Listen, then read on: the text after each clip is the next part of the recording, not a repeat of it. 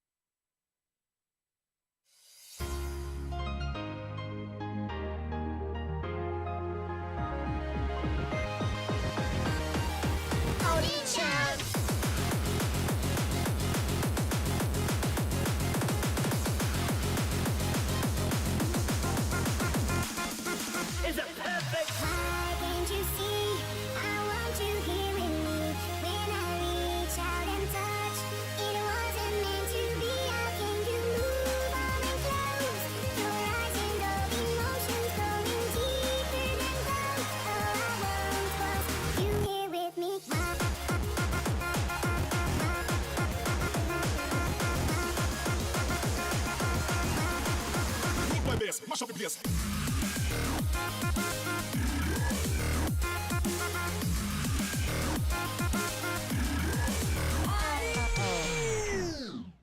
Are you ready? Machine gun.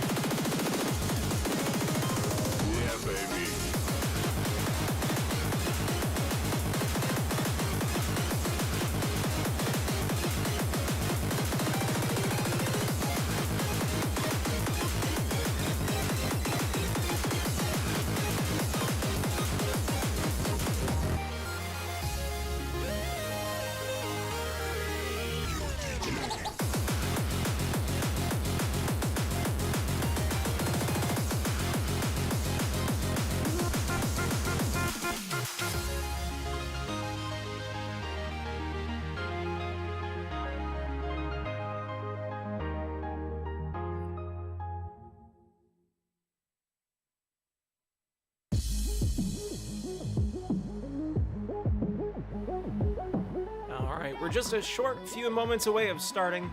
Tonight we're going to be doing some more Zelda.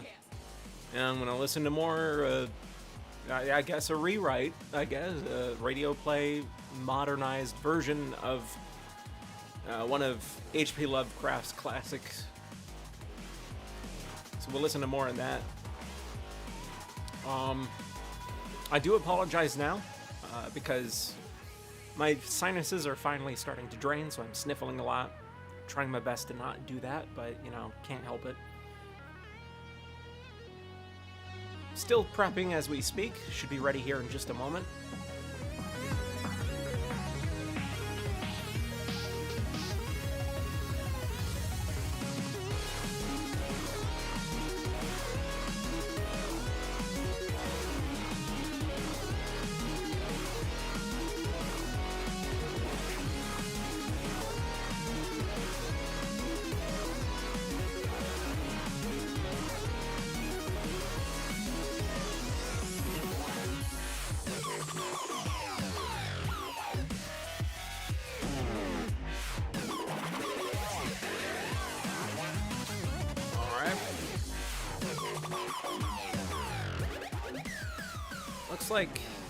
Looks like we're ready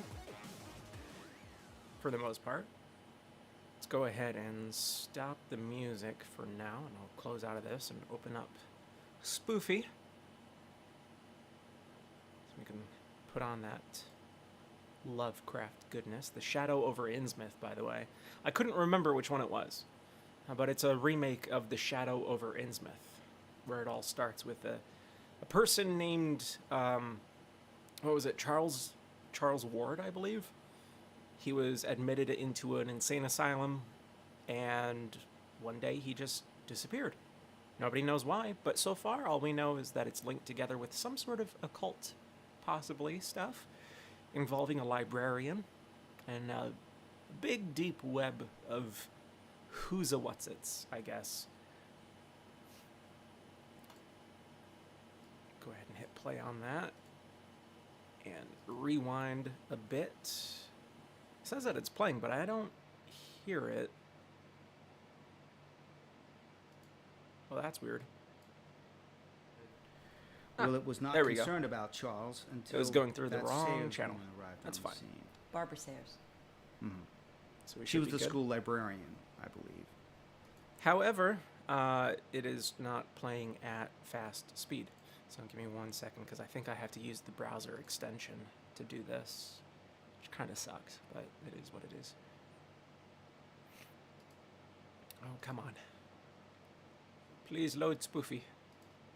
Thank you. Spoofy. Spoofy. Yes.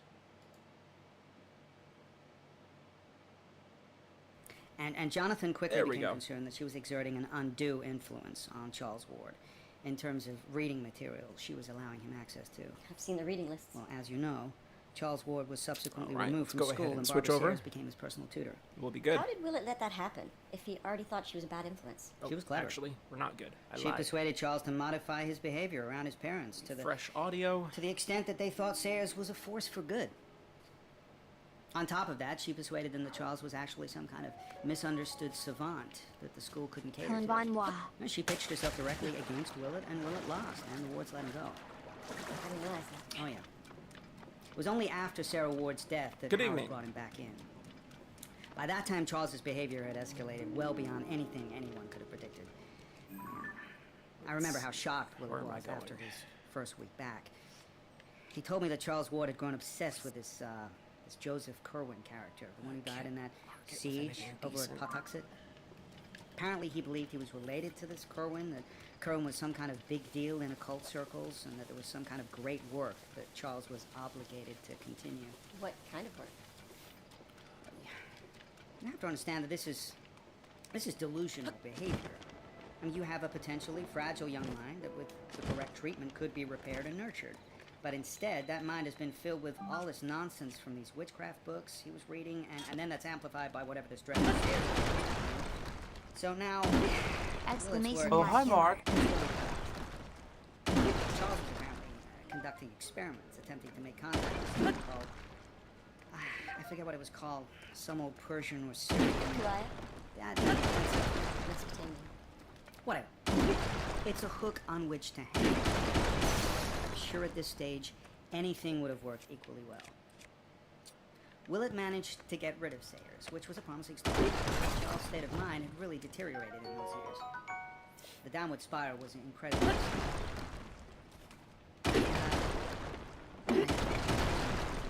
hearsay and rumor, but Willett wasn't as quick to dismiss it as he might have been.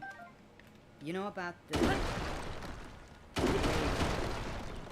so that's a good breakpoint there, and I'm going to upload some press clippings I found from 2011 and 2012, which detail the spate of desecrations and supposed grave robbings from the local cemeteries in Providence.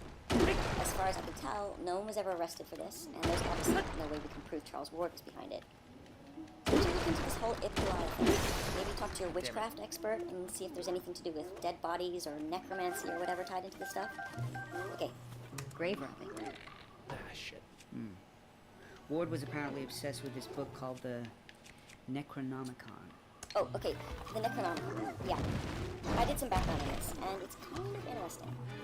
It's this book that was supposedly written in like 700 AD, but no one is really solid on whether it ever actually existed. The story is that this guy, Abdul al-Khazraj, who was known as the Master of Sanaa, which is in Yemen, went on a kind of pilgrimage to the ruins of the city of Nineveh, which is in Mesopotamia. Nineveh is supposedly the place where Cthulu is Decide from. not to ride a horse up in Anyway, Abdul there. al-Khazraj goes to Nineveh and digs around there and finds who knows what, and then he heads out into the desert, and he spends the next 10 years apparently being taught, quote, the secrets of death, which he then goes back to Damascus and distills into this book, which he calls the Necronomicon. But, like I say, no one seems very clear on whether it or even al-Khazraj ever actually existed. The Necronomicon supposedly details methods of raising the dead from essential salts. Essential salts? No idea. That's nonsense. Obviously. But Ward was obsessed with this book and told Willett that he found portions of it online. I need more weapons. Selections of the text by his followers. He had followers? He claimed to have had followers. I can't stress enough. We're talking about delusional not what I mind. wanted. This is not Cool. That's fine. There's a possibility That's between fine. someone who thinks they can raise the dead and someone robbing graves. That was Jonathan Willett's thinking. Okay. Willett took these concerns to Howard Ward, who was pretty ill back then. Howard tried to intervene. There was a big fight, and as a result, Ward moved all of his supposed research and experiments out of the house. This was when? Come on. Maybe 2013? Okay, so this explains something. None of this stuff was in the house on Prospect Street, and he couldn't go to the asylum with Ward. No, he certainly wouldn't have been allowed it there. So it got moved to another location. Do we know where? No idea. I don't know if Willett knew either. And that relationship was coming to a head anyway. Before Howard Ward died, Charles managed to persuade him that Willett was no longer helping him, and Howard fired Willett and replaced him with a guy Charles found. Shit. A I need Dr. something here. Now, I have never heard of Dr. Allen. He's certainly not registered in Rhode Island, and I've never been able to track him down. So Willett got fired again. That's right, and there was no more contact between them. Charles was no longer a minor. His father had died. He could do what he pleased. And Willett didn't hear from Charles again until 2016. I'm going to stress at this point that I was working with Jonathan Willett in 2016, and he was nothing if not of sound mind. A more rational human being you really couldn't come to me. But in January 2016, he received a letter from Charles Dexter Ward. I never read that. It certainly seems like disturbing. He put me back in jail. Damn it. I believe it That's led fine. directly Didn't to count as damage. It'll be with all of Ward's case notes from the hospital. I don't suppose there's any way to get rid of those notes. The word at the hospital. It would be completely improper for you to see Jonathan Woods' private notes. But I can save you the problem of dealing with Fuck. the notes It's aren't fine. there. Oh, wait, They what? came back here with all of That Woods' only did artifacts 3 after he was 3/4, and yet it guilty took of out an London. extra here. quarter for some reason. In that box over there. But as I say, Oh, well. it would be completely improper for me to allow you access to them. I understand, but... No, I have some calls I need to make. Oh, sorry, You keep your seat. I'll make the calls from outside.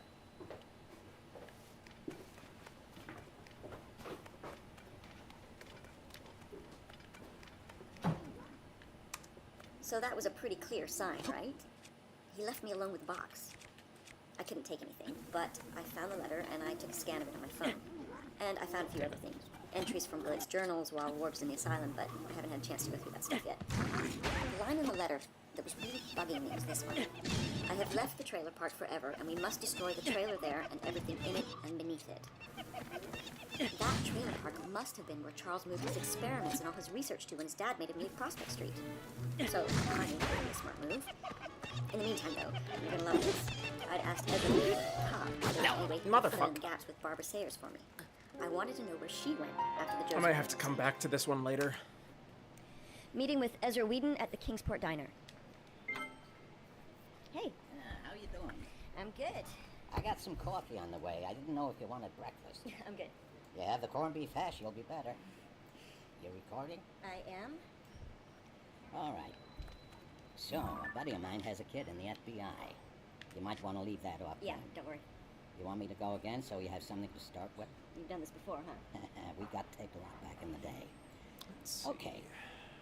So, I have a source who managed that to one fill in the marked. blanks on this Barbara Sayers character. That's great.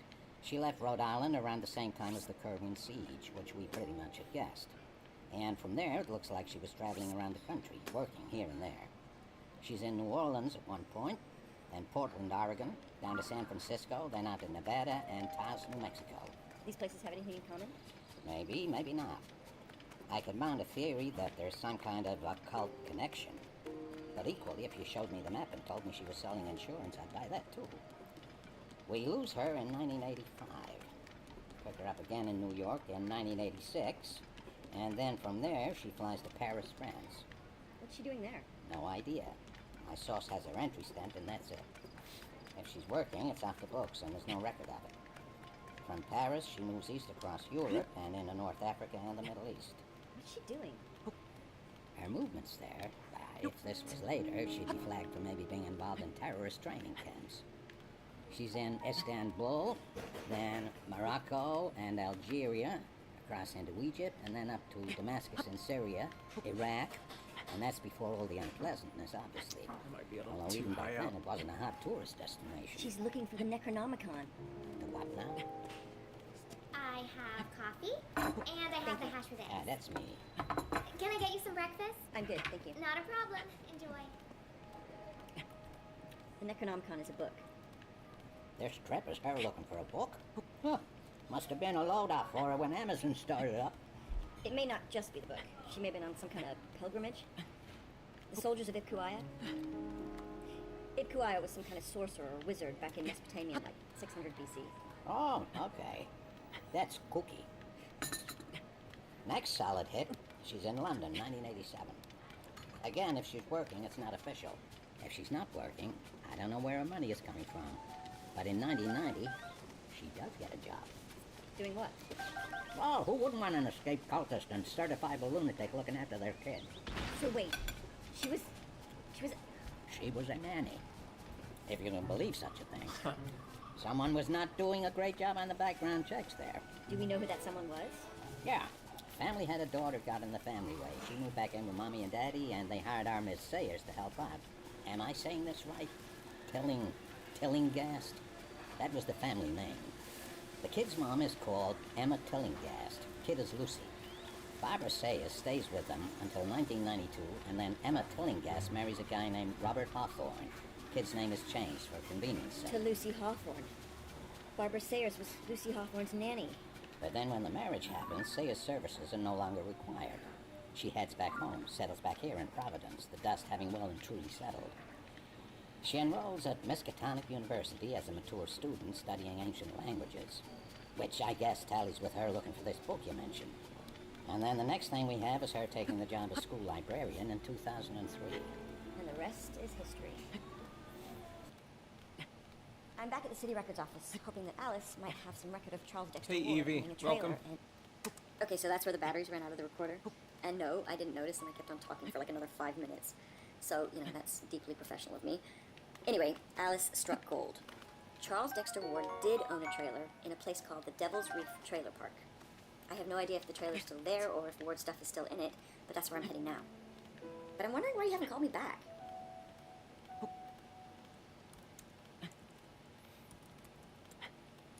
I don't know if I'm going to be able to make it. I might be able to. Oh yeah, I should be able to make it. As long as I don't jump.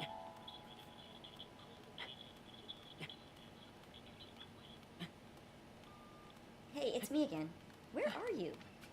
I'm hoping you've just fallen asleep or something, but would you give me a call or a text because I'm getting worried. I've compiled what I have, and I've laced it through with audio notes so you'll know where everything is. I'm gonna upload it now, then I'm heading out because I think I might have found where Charles Ward was keeping all his stuff. Anyway, get in touch as soon as you get this. It's weird not hearing from you. Okay then. Call me. Bye.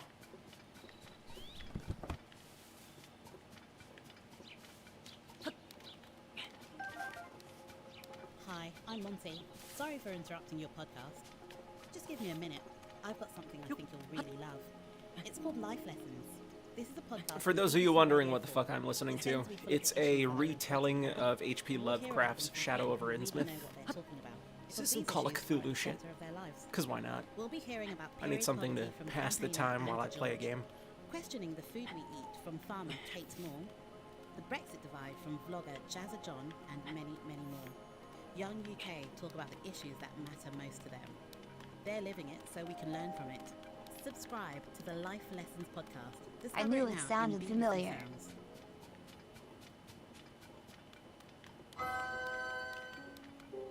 Surgeons keep our hearts beating. They do the amazing. Help save lives. For a second, I thought you decided to apply some goofy filter to your voice joining this very second. I thought you had a chipmunk puffing helium in the background. I got it sped up a little bit, just in case DMCA. Every plasma donation helps more than you know. Do the amazing. Help save lives. Donate today at your local CSL Plasma Center and be rewarded for your generosity. This is the BBC. This podcast is supported by advertising outside the UK. BBC Sounds. Music, radio, podcasts.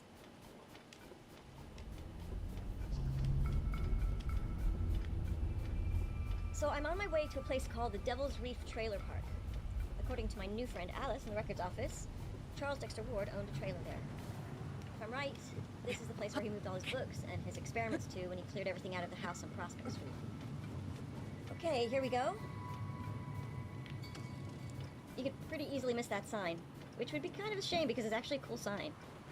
It's a little faded, but from what I can make out, it seems to be a hand-painted thing. Almost like an old-fashioned carnival sign. And it shows a figure sitting on the rock in the middle of the ocean. The figure isn't quite a devil. It looks more like some kind of evil-looking amphibian dude. Like the creature from the Black Lagoon. No idea what that has to do with the trailer park, but... Okay, we're clear. I'm on my own today. George Shepley said he had librarian stuff to do, and I called Ezra Whedon, and I got his voicemail, so... Okay, this place looks pretty quiet. I usually have something else playing in the background when I play this game too. I made the mistake of running Vinny's stream and the sounds kept getting mixed up. There's a few cars, but I'd question if any of them work. Some laundry hanging out at a couple of places, so there's clearly some occupancy. Where the fuck is it? It's a good spot though. We're pretty high up, and through the gaps in the trailers I can see the Atlantic Ocean, so you'd think this would be a pretty cool place to live. I'm gonna save battery and cut the recorder off until I find... Help you? Hi, you startled me. Can I help you? Yeah, I'm looking for the manager. Yeah. Can I help you? That's you. My name's Kennedy Fisher. I'm an investigator working Investigating what? It's a story based back in Providence, but one of the principals... Ah, you bastard. Okay, that's not a problem. No, stop. You have a site here owned by a man named Charles Dexter Ward. Who says? The county office office. Maybe. I'm gonna step out of the car. Could you step back? Wish I could apply the classic Hyrule music to this game. It made my last playthrough of Breath of the Wild more energetic. That thing on? It is. This is for a podcast. A what now? Like a radio show. I'm on a radio. Not right now. I'm investigating this You're story. not a cop. I'm not. Fed? None of those things. I'm a private citizen. I'm working on a story for an internet radio show.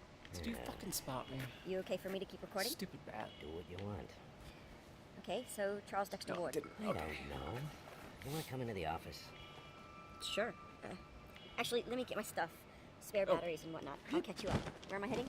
You see that sign that says manager's office? Yeah? The building that's pointed at. I'm the manager. That's my office. Great. I'll see you in a sec.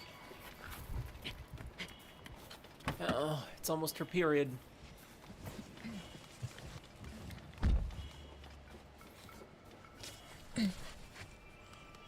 Where the fuck? There's got to be a cave associated with this. Ezra, Kennedy Fisher again. I just want to let you know, so that someone knows. I'm at the Devil's Reef Trailer Park out in Pawtuxet. I'm following a lead, and I'm sure everything's fine, but this place is pretty empty. Speaking of the Flying Zelda music, had quite fun with using Spirit Tracks OST while playing some Sky's Lovecraftian game about flying trains. Oh my god. Really love Spirit Tracks Overworld. Why did you not pull out your fucking glider? I was spamming the button for the glider and he didn't pull it out. Now get your shit together. The Spirit Tracks OST is pretty nice. I could definitely see how that fits.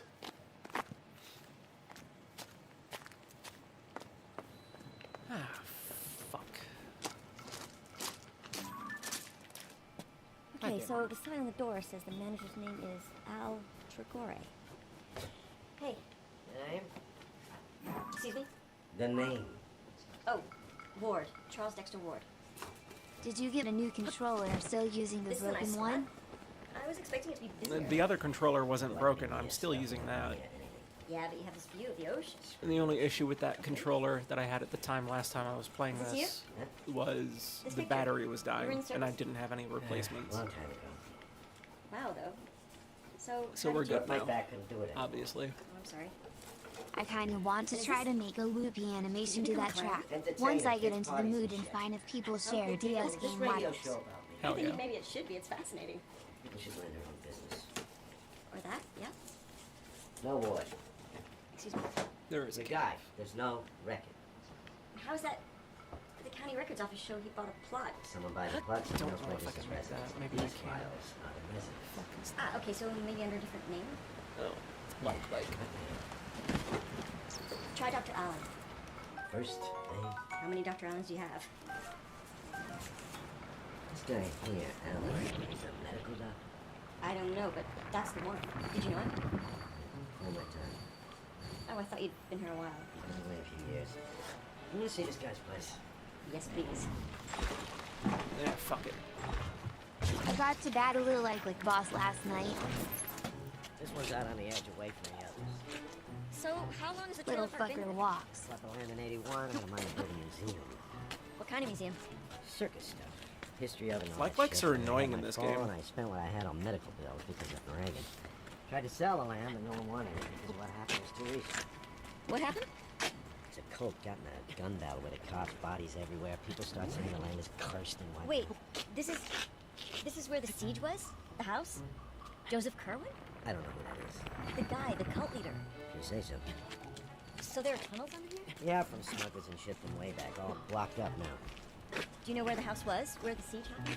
Yeah, that's where we're going, right over here. This Dr. Allen or Ward or whatever, his trailer, that's where it was. So, which? You see between these two here, the path goes through, and at the end of that, the big old one. That's it? My back is giving me shit for walking. Take the key. You don't mind if I take a look around? Do what you want. No one been here 2 years Oh ago. yes, though You bring the thankfully key most of back their when range you're is done. limited. I hit them with a fire arrow, they spew their ball, and I whack it.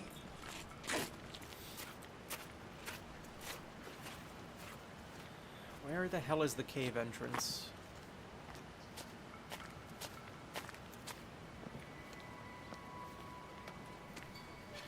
Shit. I'm gonna have to climb a Okay, bit so more. it's not so much a trailer as a cabin, I guess. It's just this long, low shape silhouetted against a gray Atlantic sky. Don't The windows are think dirty. I'm gonna make it. There are weeds growing at the side. The roof looks like it could use some attention. Behind the waterfall to the right side. Like an abandoned building. That's kind of what I was thinking. I thought I saw Think of something. Charles Dexter Ward leaving the opulence of Prospect Street every day to come out here and work. Whatever work entailed. Hopefully we'll find some answers inside. That's fine. No! Damn it. You fucking idiot. There's a shrine back there. Yeah, that's what I was going for. Wow. This is... Okay. The door opens into what is presumably the main room. Off of this, I can see through to a small kitchen. And on the side of this room, a door through to a bedroom where there's a cot set up on the floor. This main room. I'll there just are wait for it books to in here. do its thing. Mostly occult Because I don't want to books. kill it, have By it the come looks of back and kill it again. Not as many as I was expecting. I'm not sure if they've been cleared out or... There's a thick layer of dust on everything, like no one's been here in years. Which we know is true for Ward, but... Witness this the Dr. blood Allen character moon's doesn't particularly do either. rise. Okay, so... bookshelves. When its red glow shines upon the land. Some of them look pretty old. The aimless spirits of slain monsters return to flesh.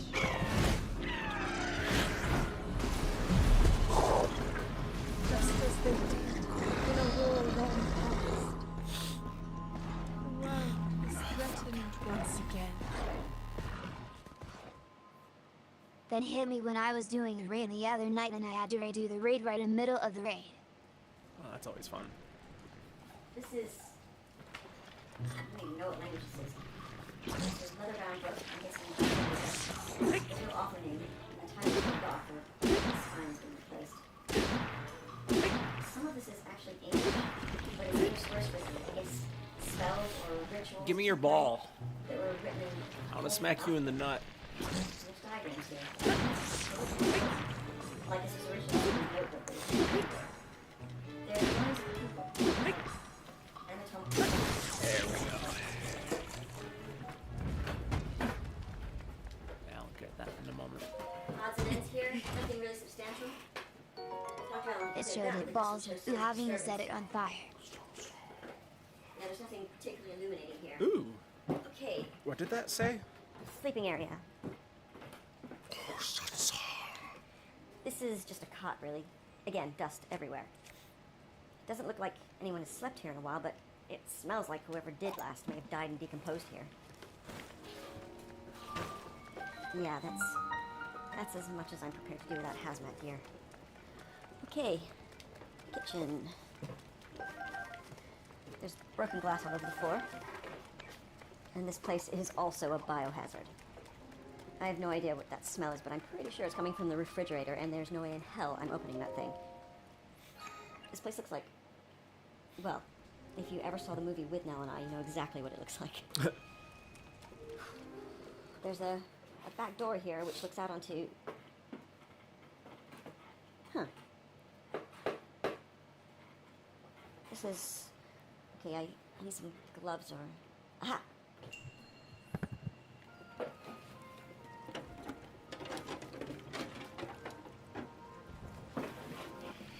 I really don't want to put my hands into these, but I also want to...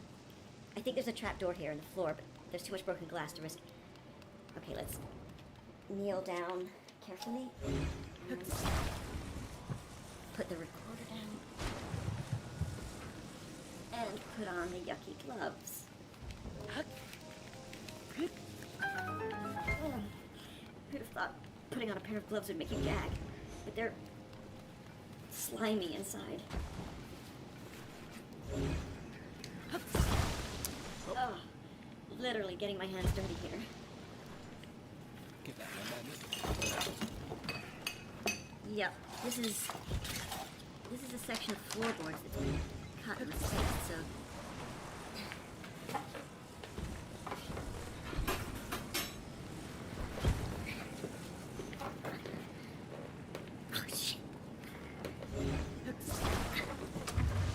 That's too much. Wow. Okay. Wow. Should be okay. So this is a trapdoor, maybe 3 feet on one side, and there's a shaft that's been dug through the ground. Like literally the size of it are just mud and rock, so they must have used a pickaxe or something. And there's a metal ladder going down, just a piece of aluminum, so it's not like an original feature or anything. So this must go down to the tunnels? I don't have a flashlight, so... Oh wait, phone.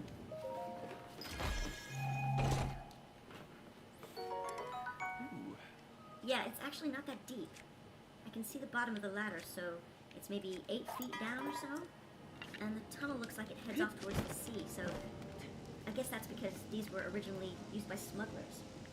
So Charles Dexter Ward, or Dr. Allen from both, built this cabin on the side of the Kerwin house, and they reopened the tunnels under here. So we have seen what's down there, but I've seen this movie, and I am not actually going down into this tunnel on my own. Not a chance.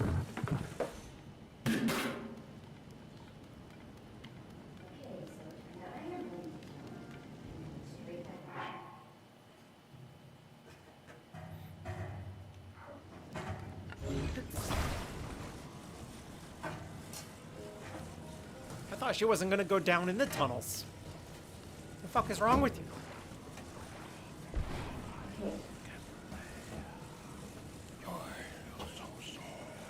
There you are.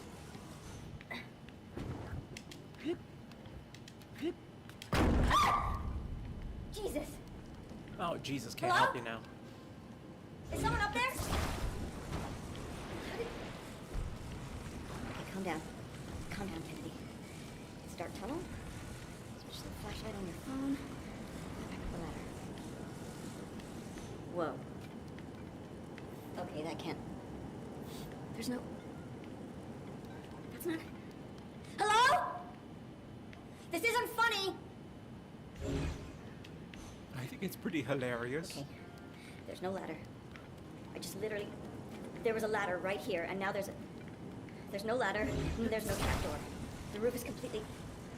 There's no trace of the trapdoor. And there's no ladder. There's no fucking ladder! How is this possible? I'm calling the cops!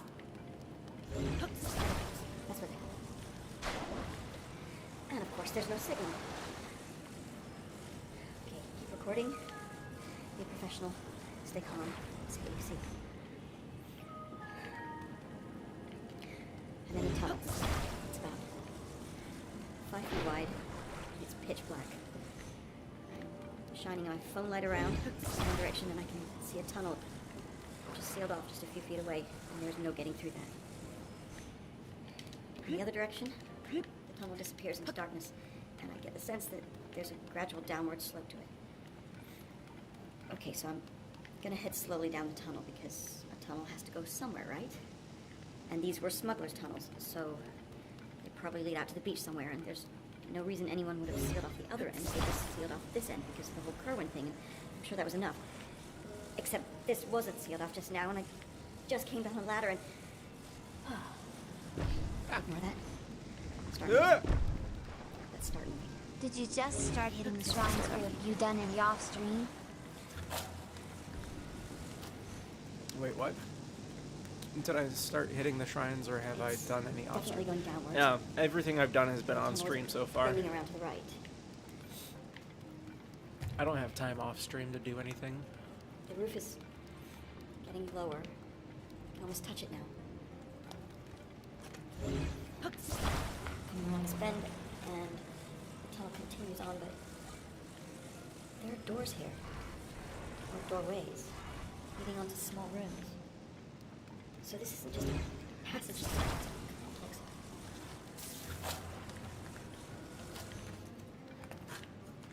I'm looking into one.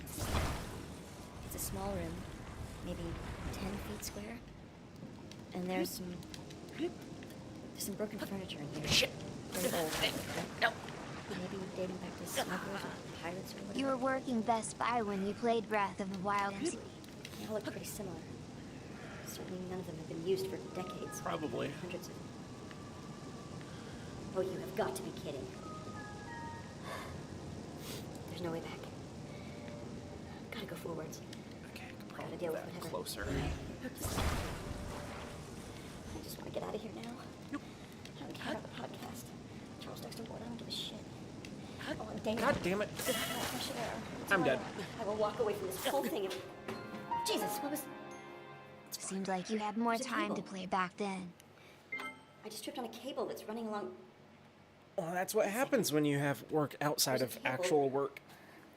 Running along And you around keep here. yourself busy. Cable And has make to lead money. somewhere, so... Okay. Going around Then again, another your bend streams now. would go till 3 in the morning. Wow. Life and time changes.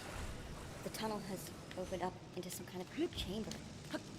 I gotta be an adult How now. big it is because the light on this phone isn't powerful enough, but there's a cable. What does this lead to?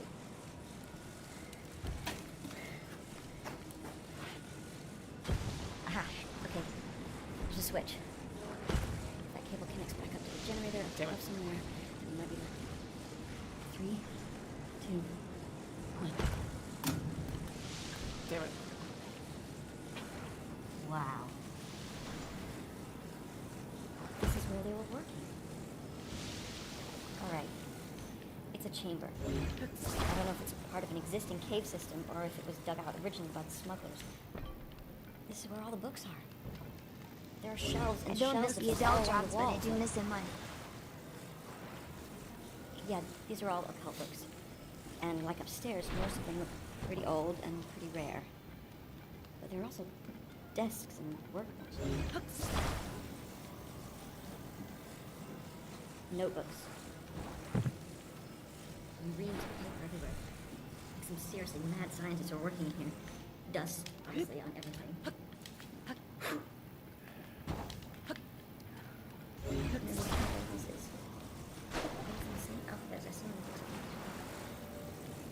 Language I've never seen before. I need to get people down here. I need to go over this whole room and figure out what Ward and Alan were up to. And some of the drawings here. I gotta figure out what the fuck to do. This is real Frankenstein territory. I guess what I could do first is get rid of this. This one looks like a person being composed of different body parts. Some kind of bizarre experiment. And now I'm thinking about those newspaper pieces about grave robbings and I should probably turn my mind to material. Stay. There's a workbench in the center of the room. It's made of steel where the No. other made of wood. Stay here. And there are surgical instruments here. Haven't been cleaned and what's driving caked on them.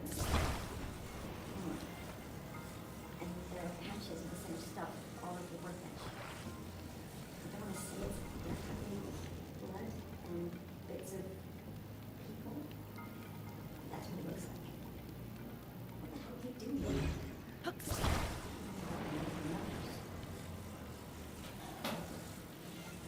There's a notebook here on the side of the table. More bizarre lettering.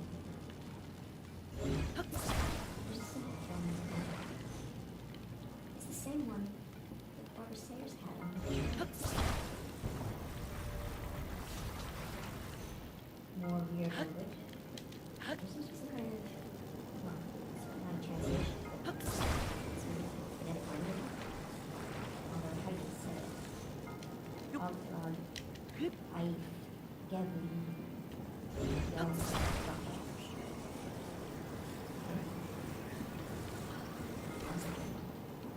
Is the wind blowing through the tunnel? It's not something to think about. Okay, time to go. The tunnel continues on from the other side of the chamber, so we have light now, so it's not so bad. It is not so bad. The tunnel is still curving, and it's still going down. The curve is throwing me because the proximity of the cabin to the edge of the cliff suggests that if this were a straight line, we should be at the shore by now. The fuck? But actually, I'm not sure how much we've got to turn around. So. Okay. God damn it. Another chamber. Wait. I'm not sure what I'm looking at here. The last place was books and experiments. There's no obvious work or research purpose to this space. It looks like You're too high up. Well, God damn it. It looks Okay. a little like a medieval jail. One side of the room is lined with cell doors, barred, floor to ceiling, like a western. Melt that. They're all empty, Need a although new I can one. see a few piles of something there that I don't think I have the stomach to take a closer look at. Maybe this place has nothing to do with Ward. Maybe it was built by Yo, pirates what the fuck? for slaves or for... Have you rolled all mine together, then put them on the shelf and split them up there? Also, and more worrying, there doesn't seem to be a way out of here. I was expecting the tunnel to My issue now is continue I can't on make a the other small side, one. but it doesn't. But it doesn't look like it was blocked up. So maybe there's another way down to the shore? Or maybe I God missed damn it. somewhere back there where the tunnel branches off.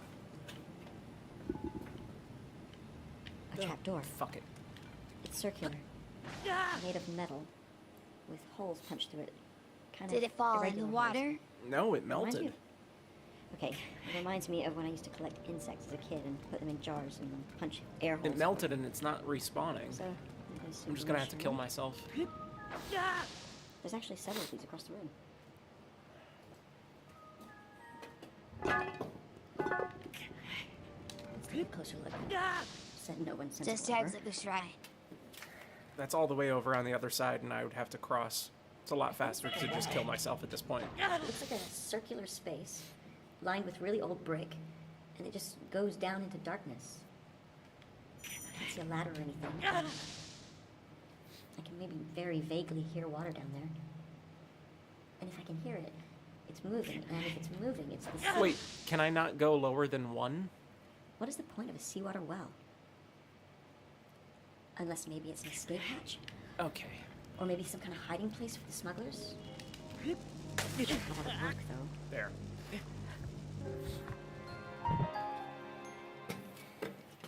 Where's the handle?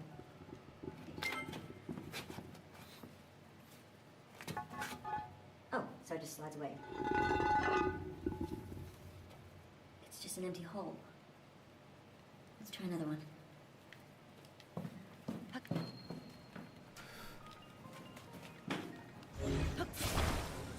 What's in this one?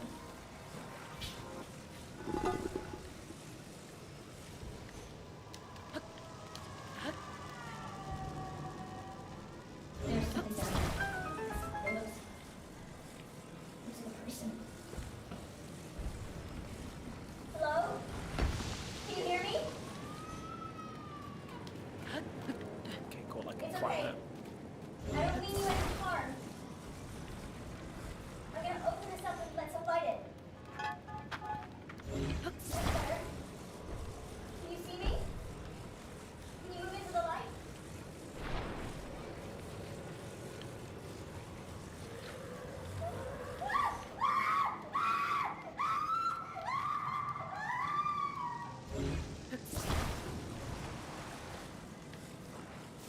Hello, it's me, May Martin. I hope you enjoyed the podcast you just listened to. Can I recommend another podcast that you might enjoy? It's called Grown Up Land, and it's a podcast for people who find the adult world a bit much. Every week, me, Bishop K. Alley, and Ned Sedgwick, and tons of other guests try to get our heads around stuff that confuses us, like sex. Very confused by sex, fear, food, and friendship. Sex is so confusing. Ned, Where do I put it in? It's like a guidebook for people who don't really know where they're going. It's a guidebook for Right, autism. thanks, Ned. That's Grown Up Sorry. Land, and you can find it on BBC Sound. Like, how are you confused by sex? This Seriously. is the BBC. This podcast You is stick it supported in. by advertising outside Like that. the Are you UK. showing your birthmark to the neighbors again? Yeah. BBC Sounds. Maybe I am. Radio podcasts.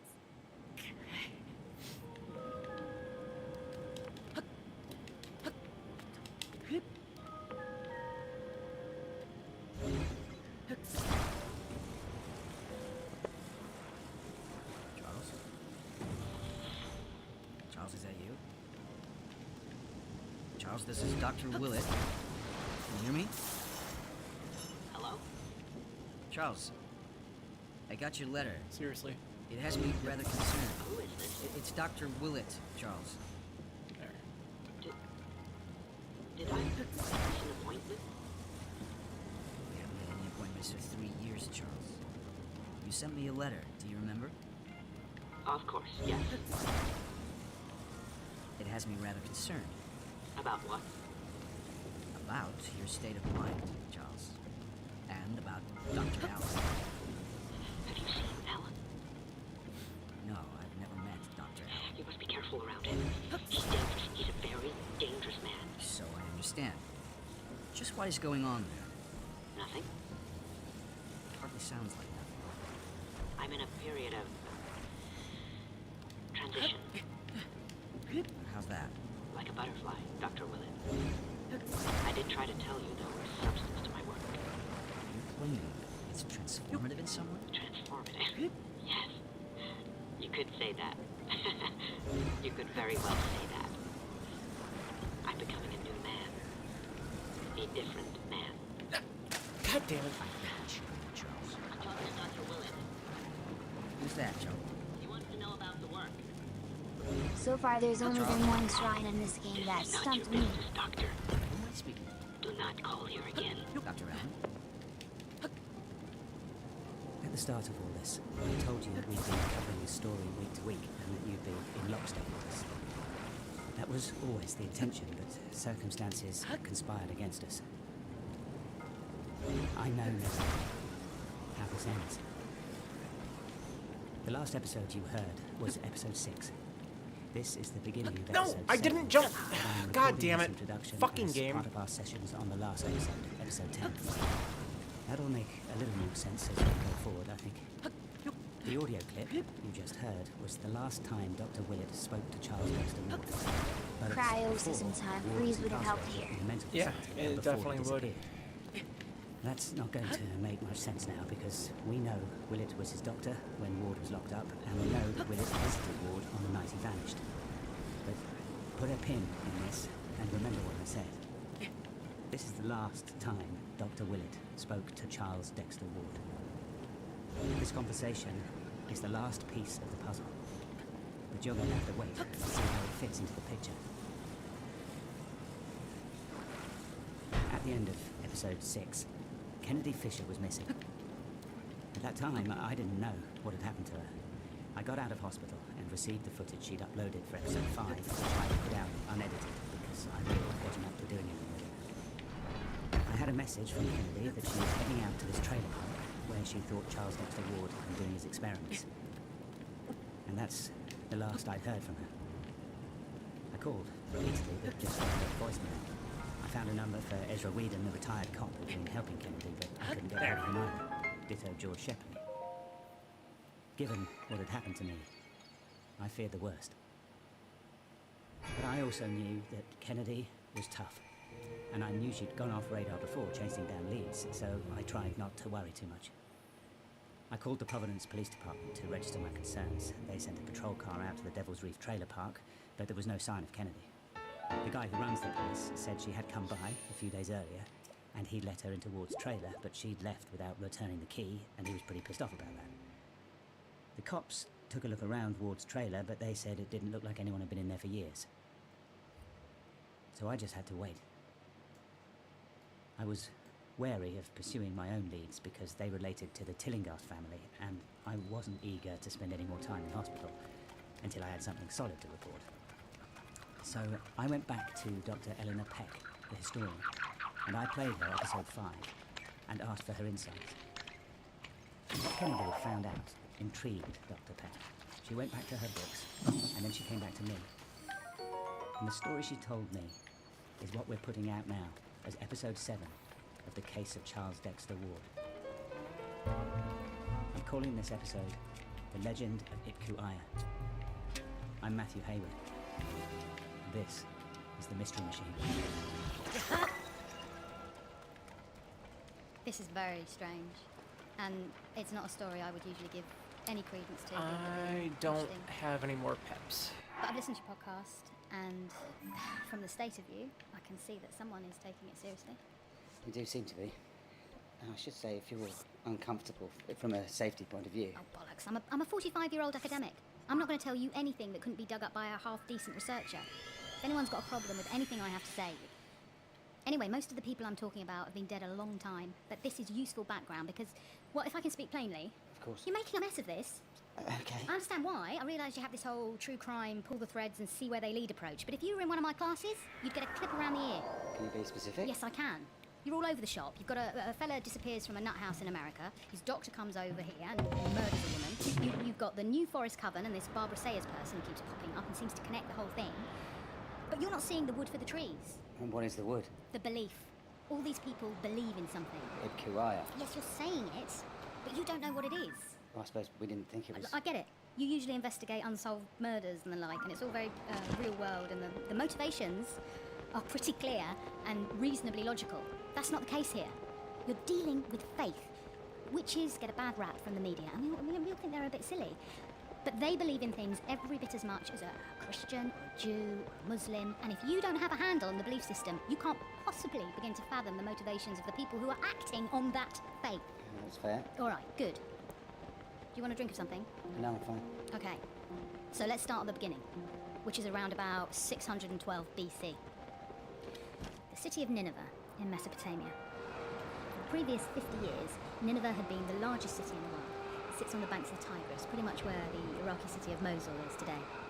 Now, Mesopotamia, at that time, is steeped in You might magical want to belief. get some hearts We're before nearly you 1,000 really years tackle the before the plateau. birth It of leads to Muhammad, some so there's underground no stuff and Islam. heat And we're attacks. 4 One centuries hit away would from knock you out Christianity 5 taking hearts over. alone.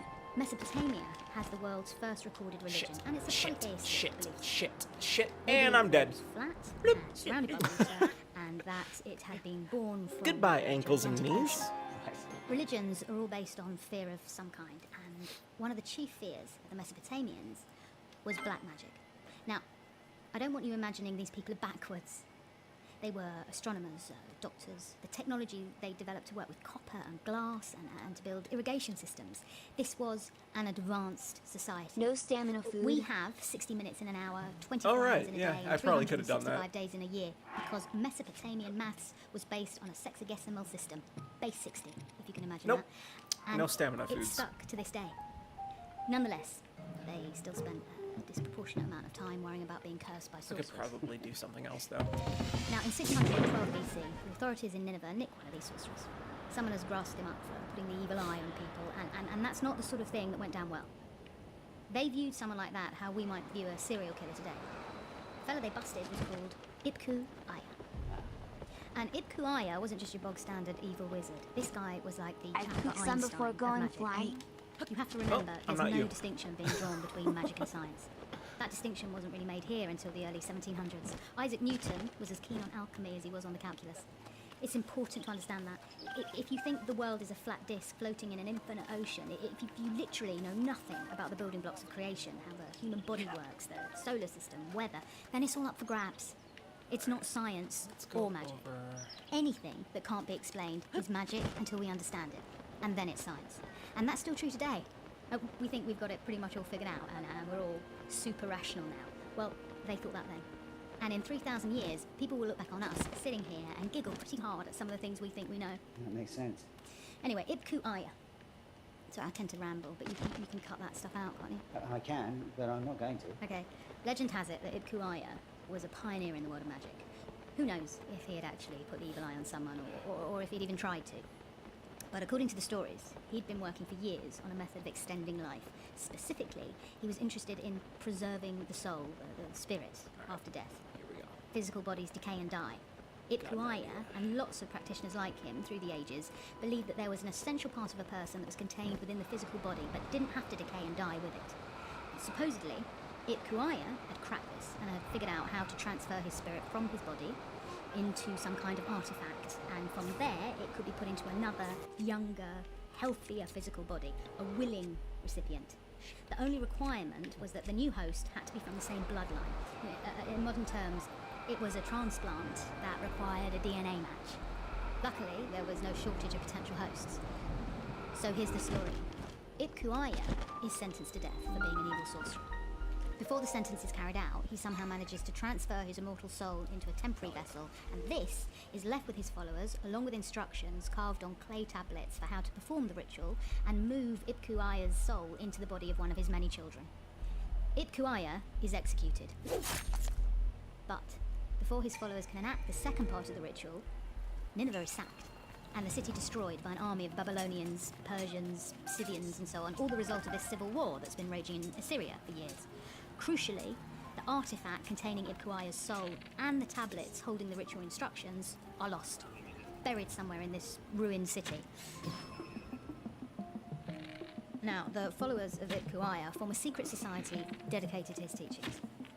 They never find the lost artifact or the tablets, but there are rumours that they made some serious headway on a lot of his magical theories, and there are some who will tell you that they even managed to partially raise the dead. I suppose they mean like zombies. They're not people. Animated corpses. No, not really. But, I mean, who knows? But I'm telling you the story. My narration does not imply belief. So, then we get to something your friend Kennedy said. Abdul Al-Hazred. The Necronomicon guy. Al-Hazred is a member of the Ibku Aya secret society, and he's also, by any contemporary account, as mad as a man. In 700 AD, so this is 1,000 years later now. In 700 AD, Al-Hazred goes back to the ruins of Nineveh. In Kennedy's report, she says, who knows what he found? Well, according to the legend, He found a bunch of Ipkuaya's teachings carved into clay tablets. He didn't find the artifact or the ritual tablets, but he seems to have stumbled across quite a wealth of other knowledge. He takes what he found out of the desert to a place called Roba el Khaliba, or the empty space. Al-Hazred claims to have found there an underground chamber where he discovered the annals and secrets of a race of beings that inhabited the earth long before humans. He spends 10 years underneath the desert, learning the secrets of death from these pre-human beings. And then he heads back to Damascus, and he sits down and distills everything he learned into the Necronomicon. Now, apparently, his deal with these elder beings didn't include the book rights, and Al-Hazred, writing the Necronomicon, seems to have pissed them off quite badly. In 738 AD, Al-Hazred is devoured in the middle of a Damascus street by what witnesses claim was an invisible monster. And the Necronomicon, if it ever actually I existed didn't in the expect first it to place, take away the rest of the vanished. stuff. From 750 AD onwards, the followers of Ipkuaya, and by extension Al-Hazred, split into various cults and factions, and they move around. And the belief system is diluted and dispersed, but elements of it are found in the history of magic all over the world, and many of them form the bedrock of modern witchcraft, even if not everyone focuses specifically on Ipkuaya. From the Comte Saint-Germain to Cagliostro, through to John Dee, Elizabeth I, astronomer and court magician who pioneered Enochian magic, you can find this Al-Hazred, Ipkuaya stuff running through all of them. Most British villages in the early modern era had a shaman, a folk healer, and magical practitioner, known as a cunning man. One of these was a man named Mr. Ely, who appears in an account of the crossing of the Mayflower to America in 1620. Ely isn't on the passenger manifest, but he is referred to in the diaries of one of the other men on board, William Bradford. Bradford tells us that as soon as the ship landed at Plymouth Rock, Ely disappeared. It's thought by some that Ely was responsible for disseminating the teachings of Al-Hazred amongst the early English settlers. I mention Ely specifically because after I listened to your podcast, I went back to look at what we know of him, and you can draw a pretty clear hereditary line from him down to Howard Ward. So, he's an ancestor of Charles Dexter Ward? It's possible. You die of old age trying to prove it for sure. Our next port of call, history-wise, is in 1842, when the French consul general in Mosul, a guy called Paul-Émile Botta, launches the excavation of the ancient city of Nineveh. Now, this was the Victorian era, when they were digging stuff up all over the world and filling museums. People were making a fortune with the stuff, and so the minute a new dig started, there'd be people crawling all over it for a piece of the action. In 1847, a young British diplomat called Austin Henry Layard shows up, and he's decided that he's going to... Where's the quote? Fuck it. Layard said he's going to, quote, obtain the largest possible number of well-preserved objects of art at the least possible outlay of time and money. I don't have thus enough proving decent that lazy weapons to breathing actually be plants able to aren't do that. inhuman. I'm not going to bother. In 1851, Layard, unfortunately for those who believe in the virtues of hard work, literally stumbles across the Royal Library of Ashburnishal, which houses 22,000 cuneiform tablets, a huge amount of valuable information on Nineveh and Mesopotamian culture as a whole. Now, at the same time, his assistant, a Syrian called Hormaz Drassam, excavates a mound near to the library, and he finds a small collection of tablets and artifacts that seem to be part of a private collection. Rassam's finds were put on a ship with Layard's, the whole lot bound to the British Museum. But no one labelled them properly, and there were supposedly some missing when the ship was unloaded in England. Was anything missing? We don't know. If something was missing, we have no way of knowing what it was. But legends don't care about stuff like that. So for the purposes of our story, which isn't really ours, it's theirs, the stuff that went missing was the Ipkuaya artifact and the clay tablet instruction manual. So Of course it now, was. they're in England. 1860.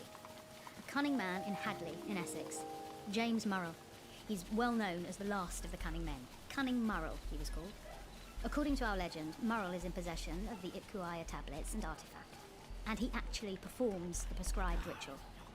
He released the spirit of Ipkuaya and put it into the body of his apprentice, a man named George Pickingill. Murrell subsequently dies in mysterious circumstances, and Pickingill goes on to acquire quite the reputation as an occultist and black magician.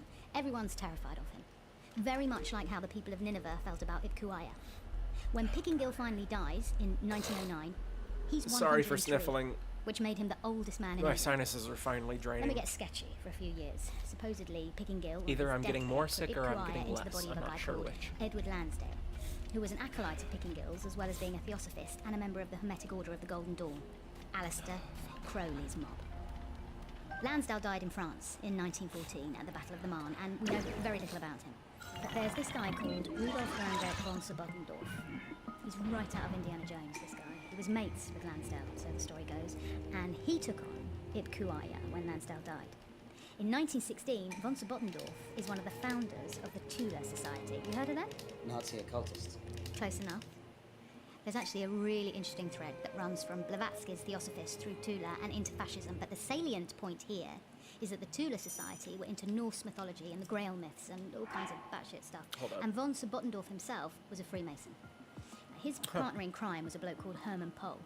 Now, Pohl had spent the First World War selling good luck charms made out of bronze to German soldiers.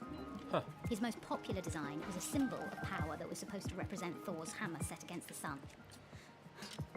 You'd recognise it today as a swastika. Wow. Yeah, and if you think that's weird, try this out for size. Pohl and von Sobottendorf spend a few years attracting like-minded lunatics to the Tula Society. They're going to take over the world, kill all the Jews, which was a recurring theme for all of these guys, and bring back the old Norse gods who they genuinely believed were real. In 1918, the Tula Society becomes Tula Gesellschaft, and they've moved off the more esoteric stuff and decided that what Odin and Thor and that lot would really want would be an end to communism. So they start stockpiling weapons to attack the Communist Party in Germany. A year later, Tula Gesellschaft merges with the Committee of Independent Workers. This new group needs a new name, and they settle on the German Workers' Party. Hitler takes over, adopts the swastika as the official symbol, and eventually changes the group's name again to the National Socialist German Workers' Party. But let's not lose sight of old Rudolf Landert von Sobottendorf, because he's Ipcuaya, according to the legend, remember? And he was just instrumental in the creation of the most evil force of humans in history. Not only that, though, but von Sobottendorf is tied in to the Vril Society, who make the Tula lot look like the WI. Vril have been written off as nutters by everyone who's anyone because they believed in a race of people who lived on Earth before humans, who had contact with beings from outer space, and who were hiding their spaceships under Antarctica. Wait, this race of pre-humans? Yeah. That's the connection you're meant to make, to the elder beings that Alhazred claimed to have spent 10 years hanging out with in the desert, the beings whose teachings form the Necronomicon. But joining the dots is easy when you can make any picture you want. And that's how these things take form. Ipcuaya is everywhere you look in the history of the occult, and it ties into everything. How did the Nazis get rocket technology so much earlier than everyone else? Clever scientists or alien tech from Antarctica? Do I have to pick one? No, no, you just have to understand how this legend flows like water, moulding itself around every bit of history it comes across. Ignore that von Sobottendorf ended up penniless in Turkey at the end of the Second World War, having been a double agent for the British. Ignore the fact that his spy master said he was the most useless spy they'd ever worked with, and that all he did was wang on about magical beings in Tibet. Von Sobottendorf threw himself off a bridge into the Bosphorus in 1945. Where was Ipcuaya then? Had he moved on? When? To who? None of the people who believe this stuff care. He kick-started the Nazis, is the only bit they tell, and then they ignore all the inconvenient stuff he did afterwards, and they make the jump to the New Forest and Old Dorothy. But who was Old Dorothy? Gerald Gardner never told us. If she was Ipcuaya, then why wasn't Alistair Crowley interested in the Wicca movement? He was an Alhazred devotee, spent his life searching for the Necronomicon, but when Gardner asked him to join the Wiccans, he walked away. He didn't think Ipcuaya was there. And then the next time we hear about the New Forest Coven, Joseph Curwen is in charge. Well, who is he? No one knows where he came from. I've never been able to find a notice of his birth, school records, employment details. He just pitches up in the New Forest claiming to be Ipcuaya. He pulls in the Tillinghast. Now, don't make that face. Supposedly gets both Eliza Tillinghast and Caroline Hughes up the stick, probably knocks them both about into the bargain, and then he's off to the Process Church in London, then LeVay's lot in San Francisco, Manson, Son of Sam, but there are no photographs of this guy anywhere. No record of him ever existing. People claim to have met him all along the line, but where's the proof? Was he brilliant at hiding himself, or was he a phantom, or an urban legend? Even at that siege in Rhode Island, what did that cop say? They kicked in the door, and there was no one there. Curwen had vanished. Or had he? Was he ever there in the first place? But if he never existed... It doesn't matter if he exists. It only matters that people believe in him, and that they believe he was Itkuaya, and that they believe in his bloodline. Which is Charles Dexter Ward and Lucy Hawthorne. And they're both nurtured by this Barbara Sayers woman who is clearly a Class A lunatic.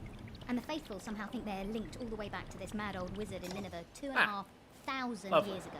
This story is older than Christianity and Islam.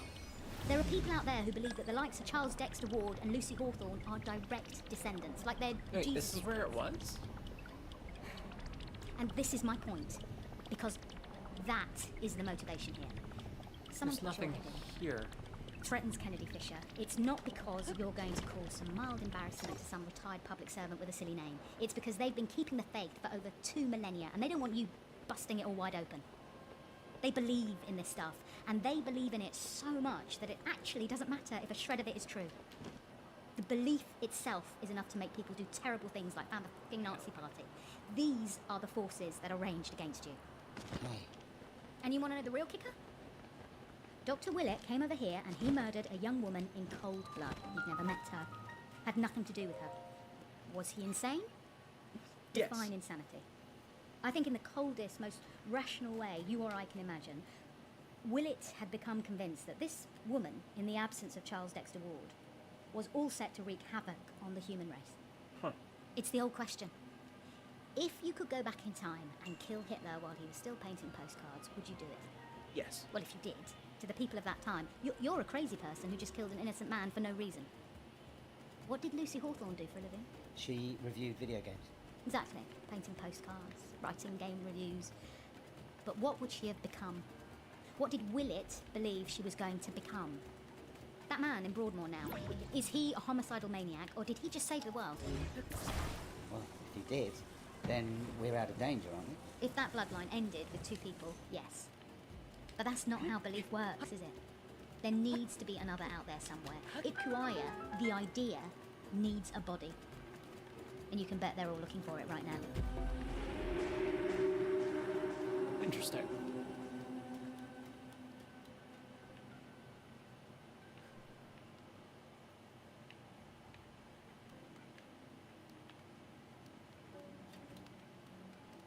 Hello, I'm Tina DeHealy, and alongside Matthew Price, we host the Beyond Today podcast from the BBC. This is a very interesting retelling of Shadows over Innsmouth. The best and most informed journalists in the BBC. This is the news podcast that jumps right in to give you that little bit more. So make sure you head over to the BBC Sounds app and Actually, search kind of for glad that I Beyond picked it Today up. and subscribe. In the chat, make sure you use our hashtag BBC Beyond. This is the BBC.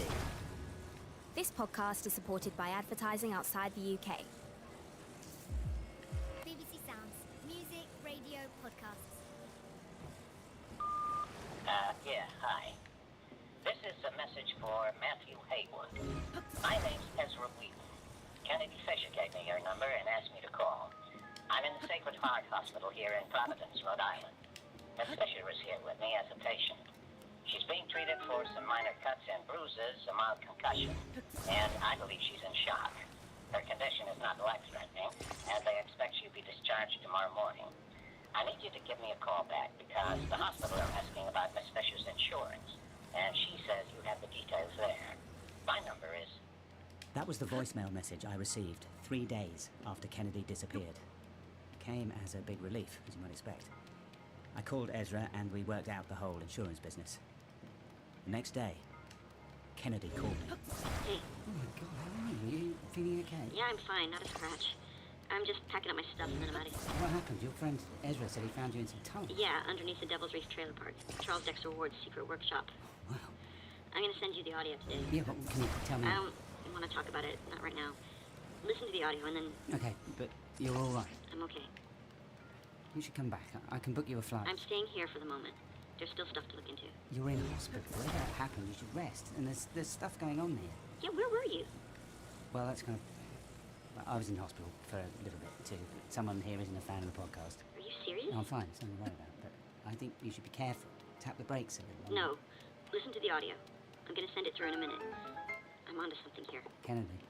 I gotta go. Who's there? It's okay. Oh, Sorry, I didn't know you were... It's George Shepley. The librarian? I didn't realize you two were I'll talk to still... you later. Hi. Sorry, I could have waited outside. It's fine. I'm just packing up my stuff. Are you going back to England? Nope, I'm sticking around. Okay. Good. Excellent. Is there anything I can help you with? I don't think so.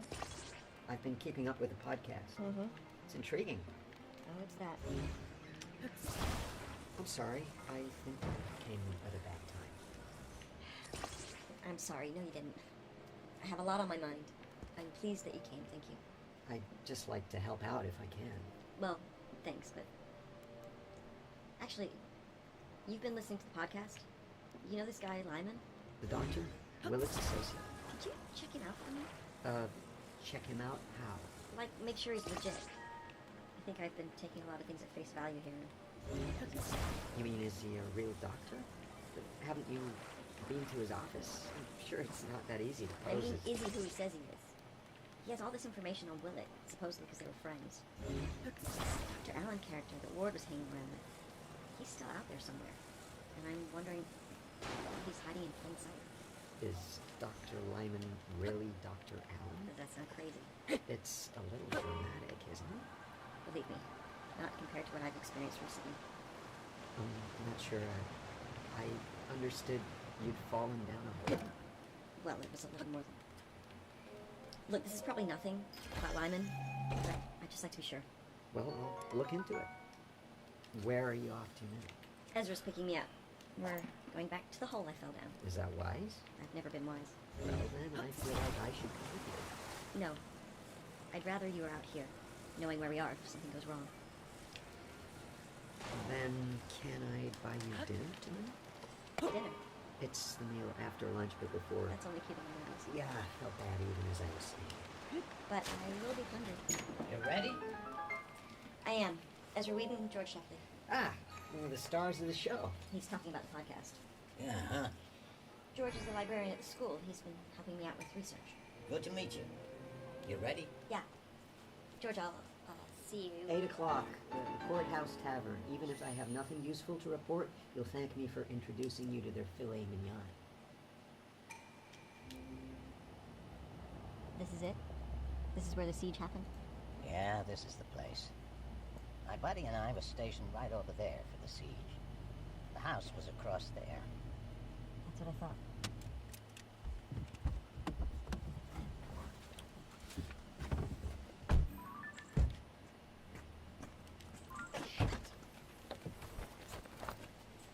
Is that? I have a permit. Okay. This way. I need some more peps.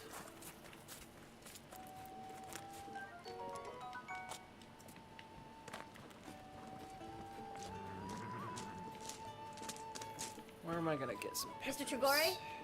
Not around here. This is an associate of mine, Mr. Whedon. We met when I came and got you out of here. We'd like to go back in the tunnels. Not gonna happen. Why not? Not safe. Says who? Says her if she got these things. Already got stuck down there once. Well, now there's two of us. 2 get stuck as easy as 1.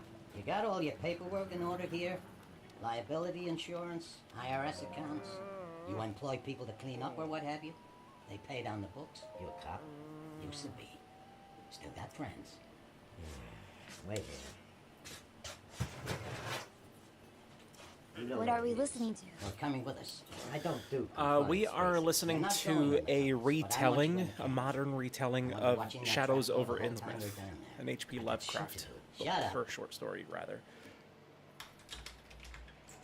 Done as a radio play.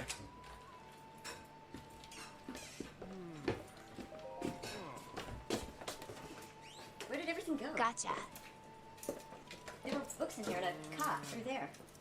Who cleared this place out? There's such a thing as confidentiality, you know. Sure, like attorney-client privilege, but for white trash. Who cleared it out? When people come and go, sometimes I'm busy. I Jesus, can't who did you give the fucking key to? I didn't give it to no one. So whoever it was already had a key. Who had the key? Was it Dr. Allen? Was Dr. Allen here? Can you, like, break his fingers or something? I could dislocate them. It hurts just as much, but it's harder to prove anything happened. You ain't gonna lay a gas. Start with his pinky. Fine. Pair of assholes. This doctor fellow shows up yesterday in a rental truck, empties the place out. Did he go into the tunnels? I don't know. I stayed in the office. Why did you stay in the office? Because it ain't my business what a person does in his own place. You scared of this guy? Fuck you. How do you get in touch with him? I don't. If you needed to, if this place was flooded or on fire or... I don't. That happens. First he's gonna know of it is when he comes here, which is pretty much never. I got no address, no number. I swear to God, if I could make this asshole your problem, I would. He's already a problem. Let's get in the tunnel. Yeah.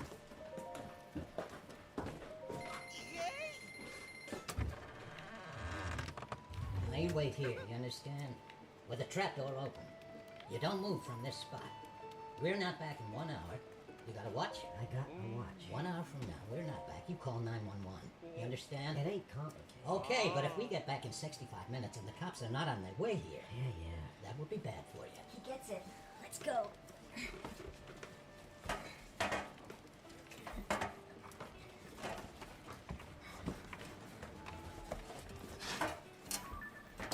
Where should I go next? Actually, do I have everything in this region unlocked Keep that already? trapdoor open, okay? The whole time. Got it. There's the area by the castle, but I'm gonna leave that for Different last. house. I don't know. Fresher, maybe? Nothing about this place feels fresh to me. Like someone's been here recently. Let's see. Are you smelling that? I smoked 60 cigarettes a day for the best part of 40 years. I don't smell shit. I think it's gasoline. Nothing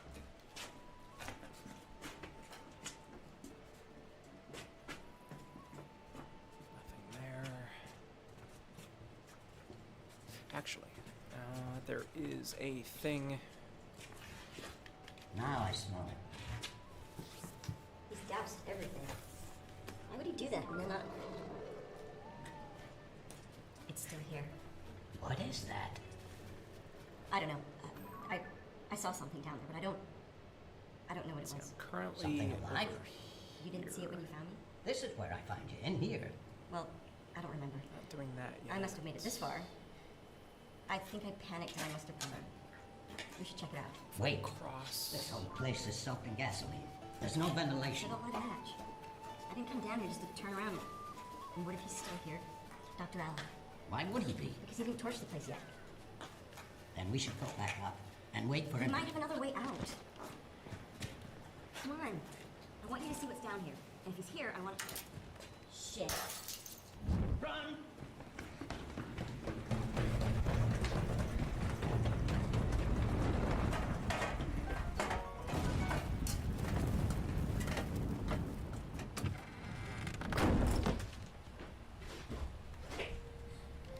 Call 911! Where'd he go? Jesus. This is bad. He's... Oh, Jesus. Were these gas canisters in the kitchen before? Oh, boy. Yeah, he's dead. And there's no way that's self-inflicted. What gas canisters? What the... Secondary explosion down below. If the flames make it up to that gas... Go!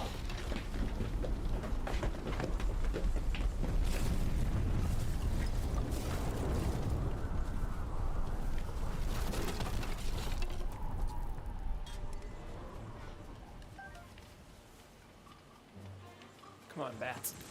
Hello. Is this, That wasn't supposed to happen. the mystery machine? Who's calling? I was given this number by, Kennedy Fisher. She said to call. I can't get hold of Miss Fisher. Who's calling? This is Mr. Haywood. Sorry, who is this? My name is Lyman. Dr. Mark Lyman. I used to work with it. Yes, Dr. Willett. Yes, I know who you are, Dr. Lyman. This is Matthew Hayward speaking. Okay, well, I have reason to... Sounds a little ridiculous now I'm saying aloud. I have a file I need to email to you. What kind of file? It's an audio file. It's quite large. I have it on a cloud server, so I could send the link through to you. I understand you're in a secure location? Yeah. What is the file? It's going to be fairly self-explanatory. I didn't tell Miss Fisher about it because, well, I didn't think it should be heard by anyone, but now, Now what? I'm going to send you the file through. And, would I use the address Miss Fisher gave to me, the one on the card? Yeah, that'll be fine. And it's secure. It is. Yeah. Is there something wrong, Dr. Lyman? I don't know. There's a man outside. Outside your building? No, in the waiting room. He made an appointment, told my assistant he was an old colleague of mine, so he gave his name as Dr. Allen. Oh, okay. Have you seen him? No, but he's out there now. He's waiting. Have you called the police? Ooh, hell yeah. Some guy made an appointment. I don't know. And you've never met Dr. Allen? I have not. At one moment. 2 minutes, please, Elizabeth. I'm sending you the link now. Would you like me to call the police for you, Dr. Lyman? No, Okay, well, the link has just come through, so... Oh, Jesus. Dr. Is Lyman? a geoglyph in the area? Dr. Lyman?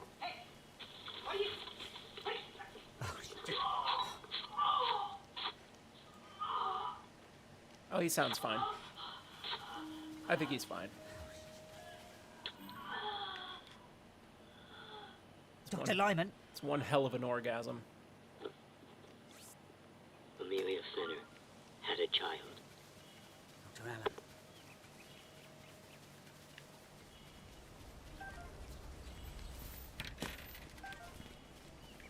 Hi.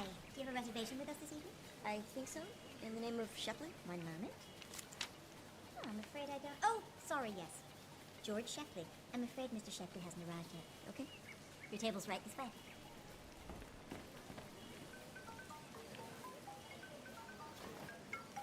Hello? Ezra Whedon, where are you? Hold on a second. Can I get you something to drink?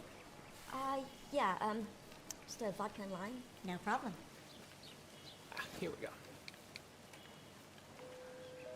Hi. You need to get out of there. Excuse me? Mark Lyman is dead. Lyman? It was on the police scanner half an hour ago. Someone came to his office, killed his assistant and him, and trashed the place. Dr. Allen. So, because of that, and because of what happened out at the trailer park today, I started looking into everyone who knew where we were going. You told George Shepley. Yeah, but I wasn't specific about where... And you told him to look into Lyman. Okay, yeah, but... Ezra, George is the school librarian. The school librarian is a woman named Marjorie Wilde. Has been for the past 7 years. No one at that school ever heard of a George Shepley. Kennedy? I'll call you back.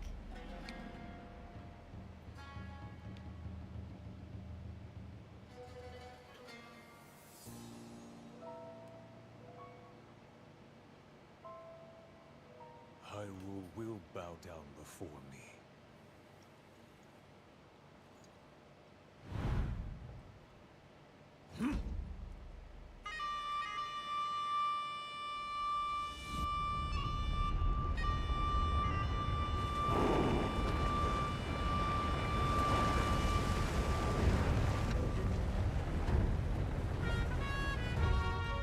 Molduga are approaching our position.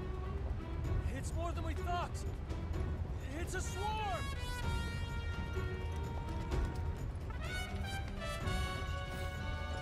There are so many of them. But why would they...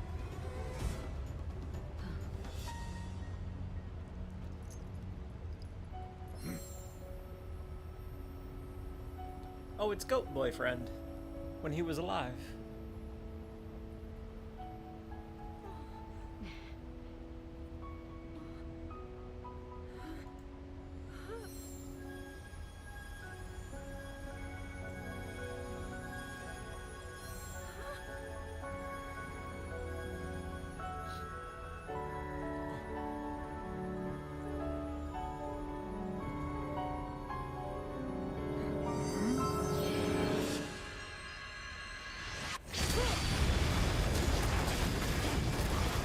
God damn. Okay. That blast wiped out all the Molduga! How is that possible?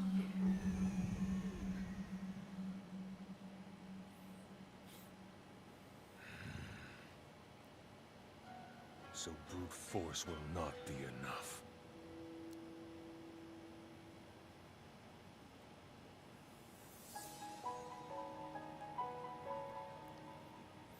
The secret stone of the Zonai. How Interesting.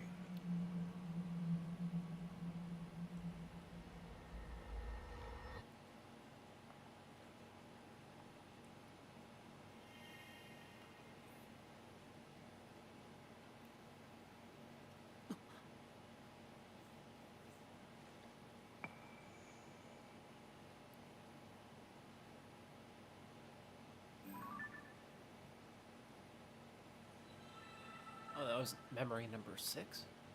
How many are there? 12, probably like the other one. Let me double check just to confirm. Oh, there's 18. God damn. All right. Wait, hold on. What? Oh, there's one before the intro to the game? All right.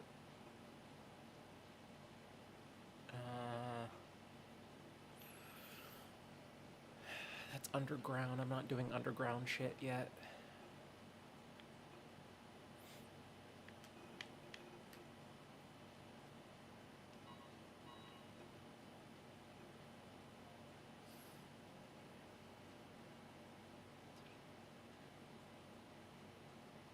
I guess I could go visit her one more time real quick.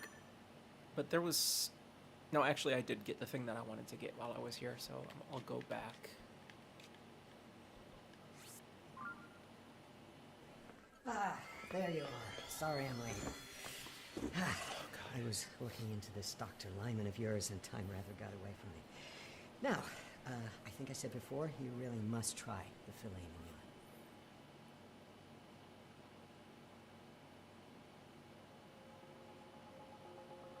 Hi, I'm Monty.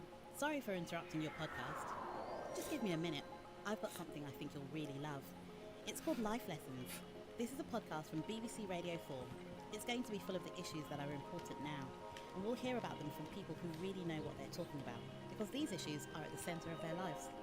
We'll be hearing about period poverty from campaigner Amica George, questioning the food we eat from farmer Kate Moore, the Brexit divide from vlogger Jazza John, and many, many more. Young UK talk about the issues that matter most to them. They're living it, so we can learn from it. Subscribe to the Life Lessons podcast. Discover it now in BBC Sounds.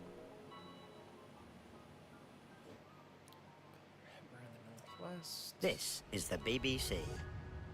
This podcast is supported by advertising outside the UK. Actually, I don't want to get into the next episode of this because it's like 30 minutes long and we only have like 15 minutes of the stream left. So I'll put on some tunes instead. And just fucking groove out, I guess. The question is, what should I groove out to?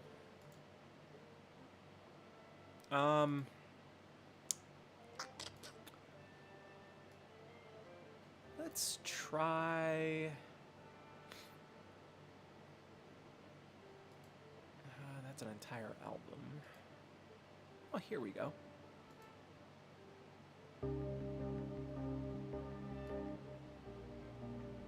There we go.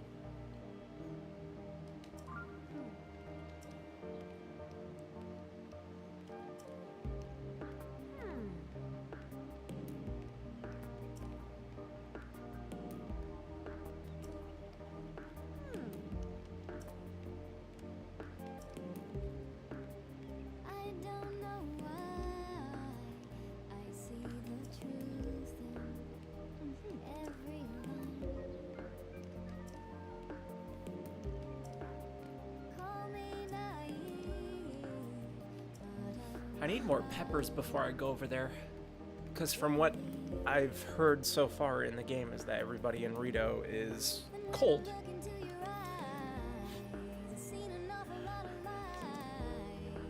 Yeah.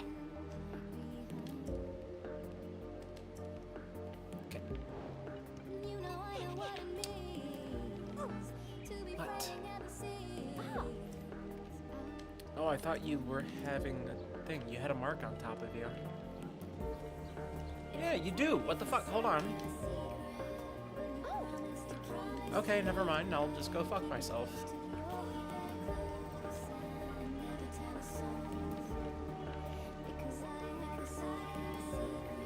I already talked to him.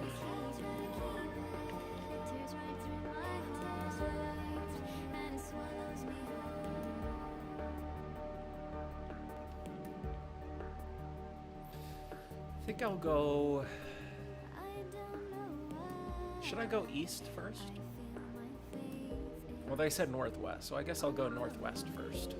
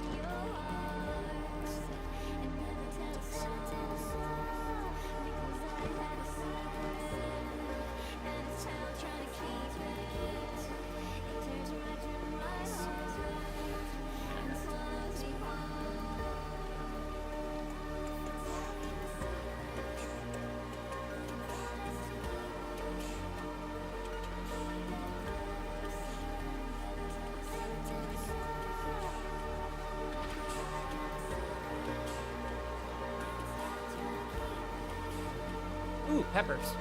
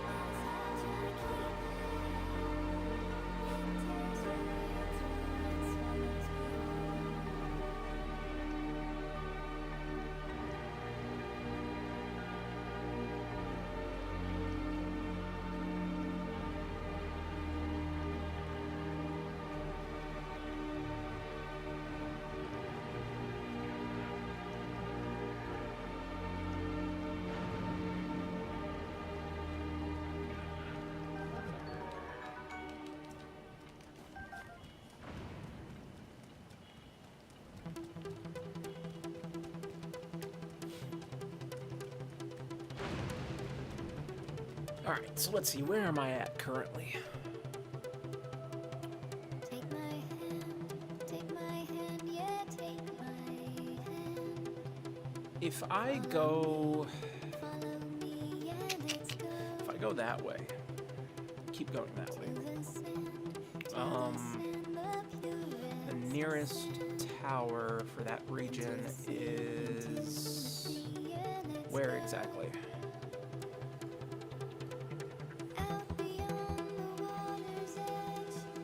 There. Is that even part of it?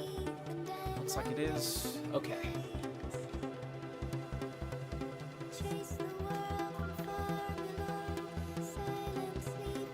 Yeah, so it is that tower. I wasn't sure if that was the right one or not.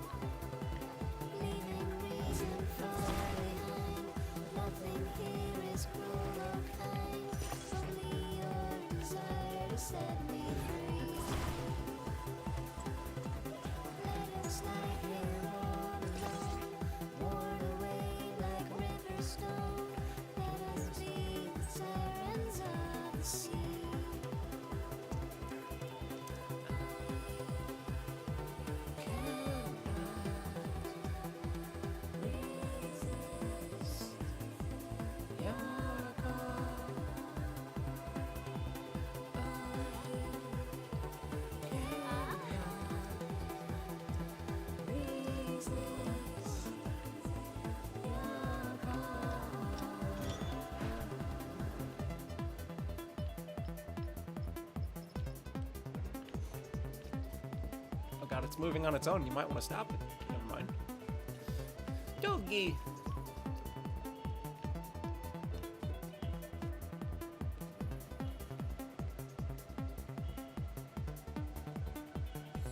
Yeah, there we go.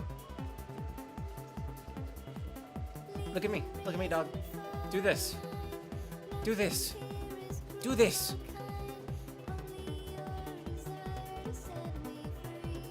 Nope. Okay. That's fine, I guess. It doesn't seem like the dogs are as interactable as they were in the previous game.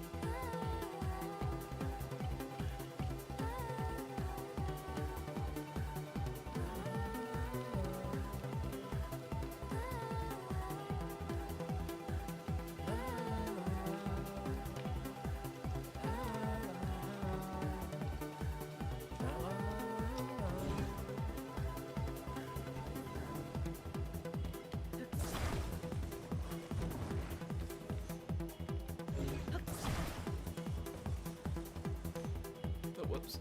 Meant to attach that. There we go.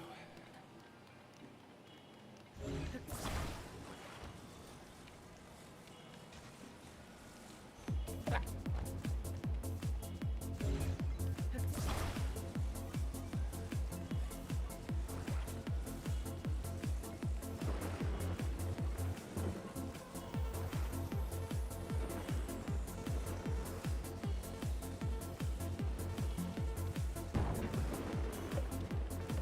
That works. Ah, shit, that doesn't work. No, stop. Fuck. God damn it.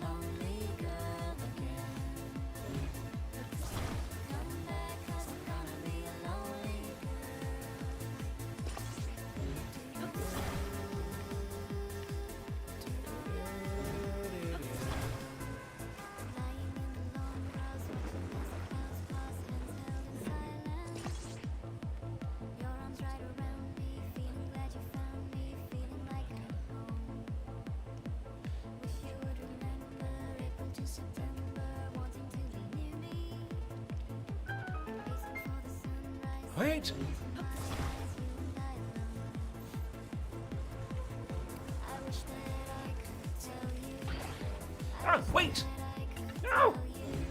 back here!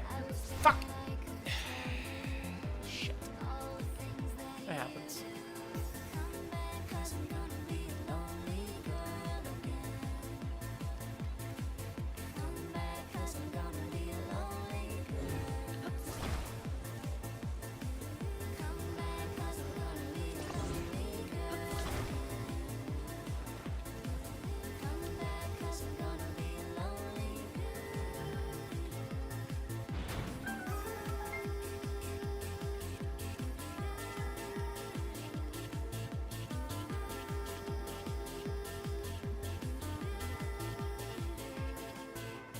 Lie back in my own dream, play back on a big screen, you and me together.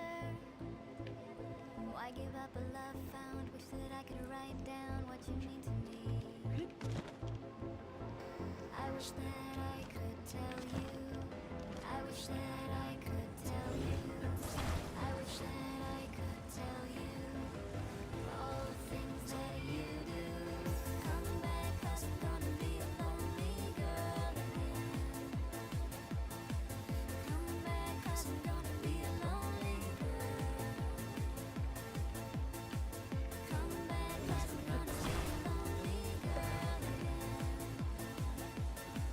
Come back, 'cause I'm gonna be a lonely girl.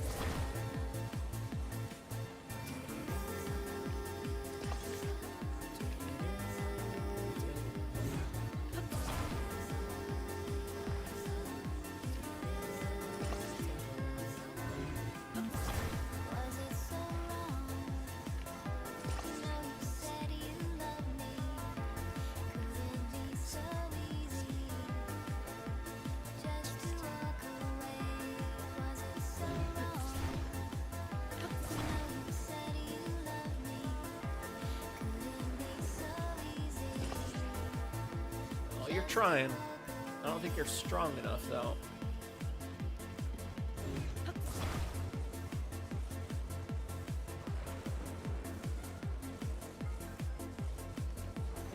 It's good enough.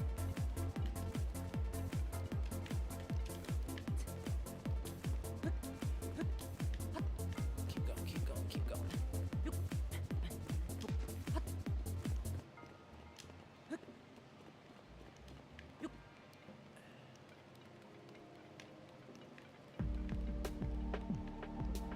Ah, fuck, you're still not strong enough? Okay, let's see. Another balloon. No more flamey boys.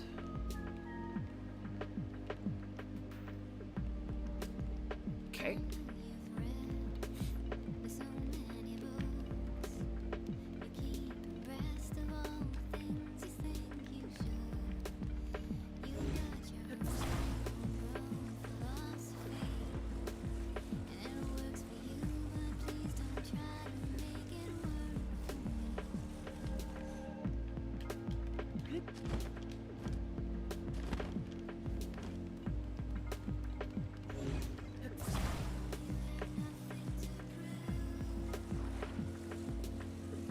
But you're trying much too hard.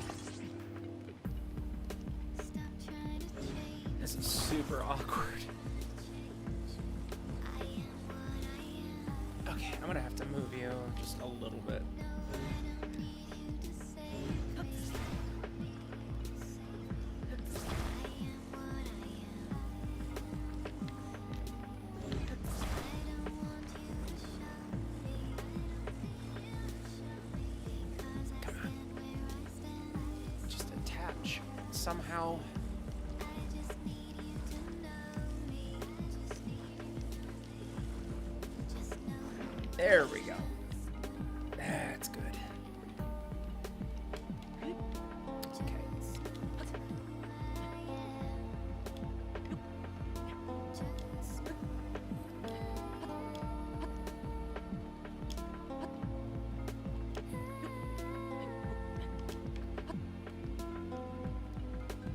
There it is.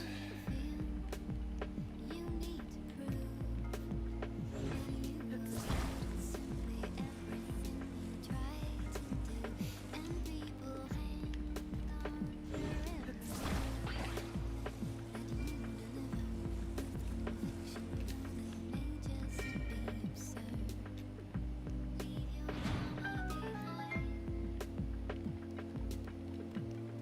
like too high up. Yep, that's fine. I'll grab the chest first.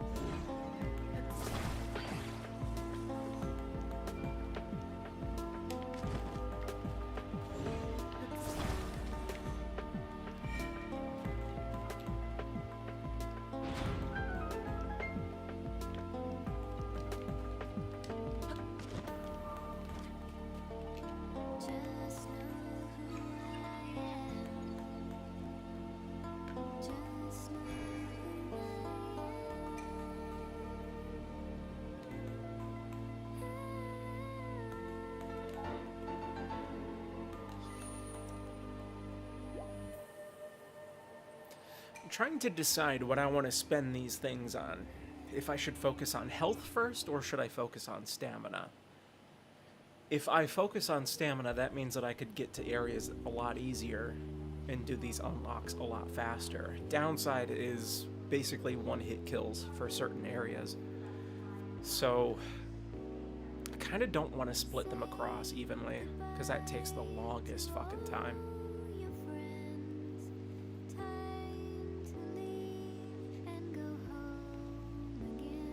Wait, is there a dragon tier over here? Hold on. There's gotta be, because there's shit on the ground from ancient aliens.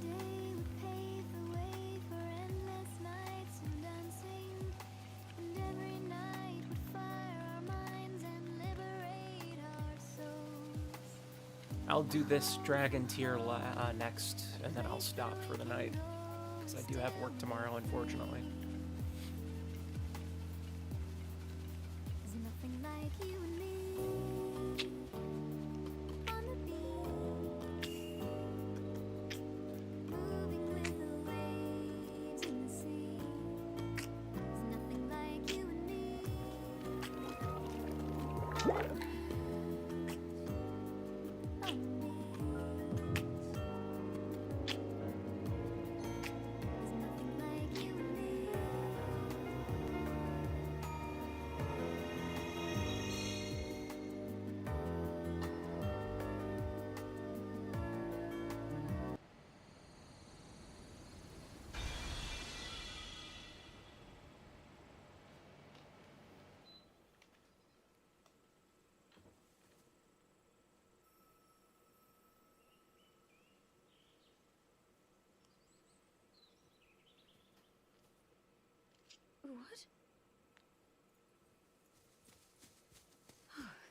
Oh dear.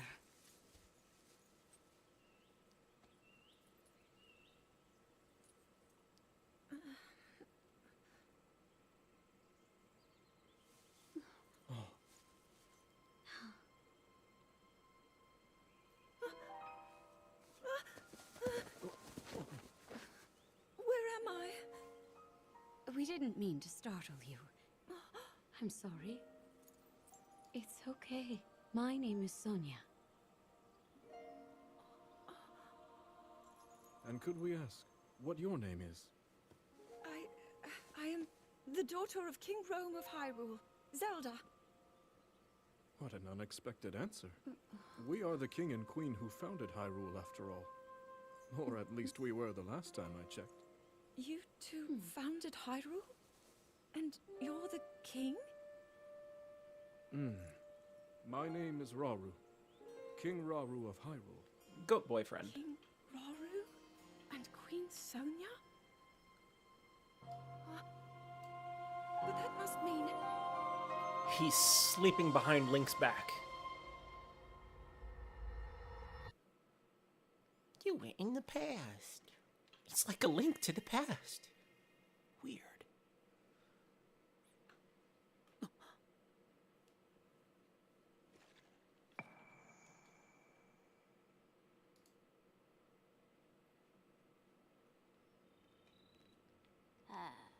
Oh, Impa, you're alive still. Jesus, how?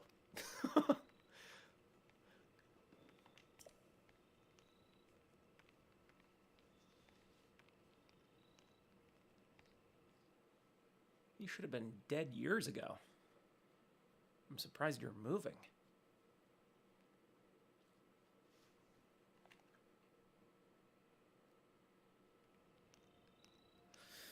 Oh, I heard you had gone missing. I'm relieved to see you made it back, even if your clothes evidently did not. Okay, first of all, every goddamn time, whenever I'm not wearing clothes, that's the first thing that she says. And she's just staring at his package with a smile on her face, and I don't know how I feel about this. I feel dirty, I guess. Oh.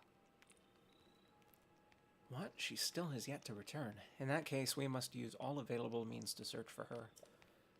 Link, when Princess Zelda went missing, something else happened all over Hyrule.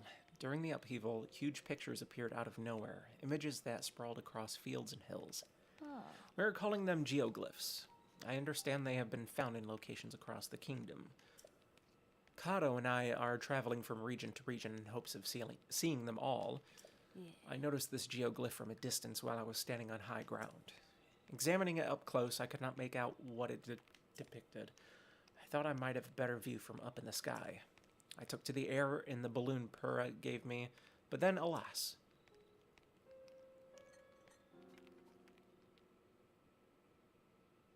The wind struck and tore the balloon apart. I wonder if there's some way to reattach it to its base. I will try and work out a solution. Please let me know if any ideas come to you as well. Yes, actually, but I'm not going to do that right now. Wait, did she just... Oh, she just ran over there. Okay. Damn, Grandma's got legs. Alright, so it's been fun. I'll be back tomorrow with more Shadows over Innsmouth and more of this. So until then, have a good night. Thanks for stopping by, and I'll see you tomorrow. Let's get some music going. Turn it down just a little bit. Not that. Yeah, there we go. All right, have a good night.